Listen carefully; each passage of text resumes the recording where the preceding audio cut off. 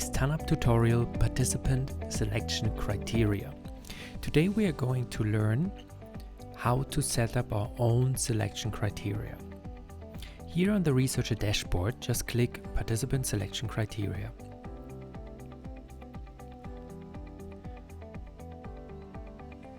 So we're first add new criterion, and here the already existing criteria.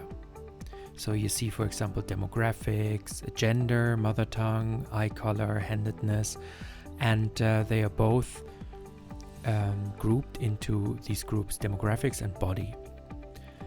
So for example, if you want to add a new criterion, and let's see here, we have eye color, blue, brown, green, gray, and then let's create the hair color. First of all, you see here the scale of the measurement. There's the nominal, ordinal, interval, and rational scale. There's a whole theory about what kind of scale to use, but I'm not going into this detail now because it's you can find it either on Wikipedia, on YouTube, or you just learned it in your studies. Okay, so hair color is nominal, and of course only a person only has one hair color. So as a multiple select, you can either say yes or no. So in our case would be no. For example, if you say what kind of languages do you speak, then you could have a multiple select. Or if you have the mother tongue, could also be multiple select if your parent is from the US and your mother is from France. So then here is a group. If you want to add a new group, you can do that, and then we will approve the status. But in our case, we are choosing body. Yeah, there we go. The criterion title would be hair color. And because it doesn't have units, for example, if we would have the scale, a rational scale, and we would have weight, body weight, and then we would have the unit either pounds or kilogram. In this case, hair color. And then the attributes would be blonde, brown, black, gray, bold, and colored for everything from green to pink. And yeah, so then we just add the attribute,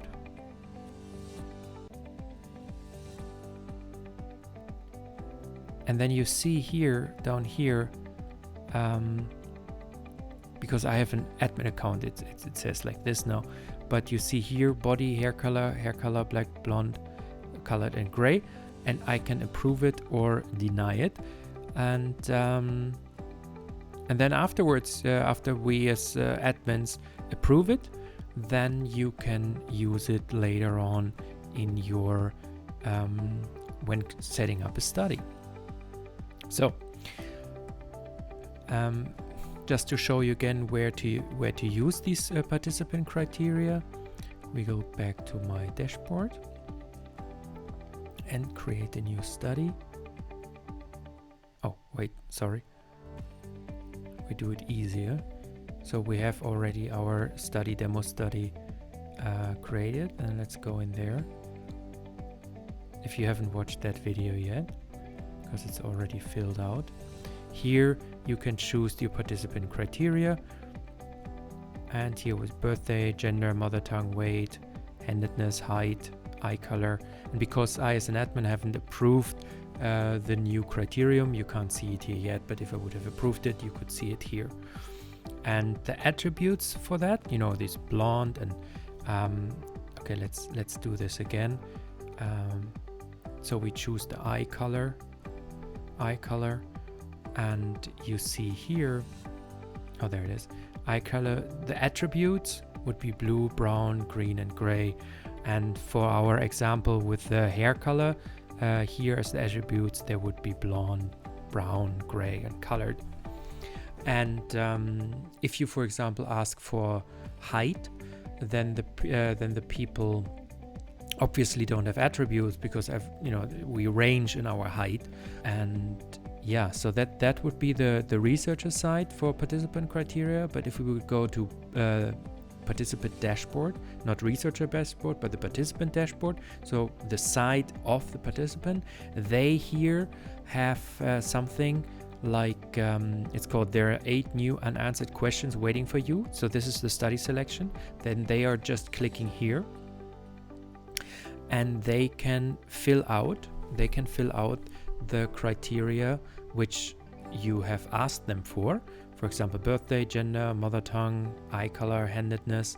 Yeah, so then I would right now say my eye color is blue and I'm a male and my mother tongue is German.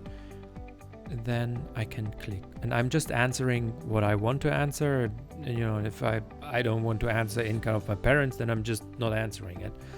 And then if I as a participant see now these here, after I answered it, they are already grouped under body and demographics.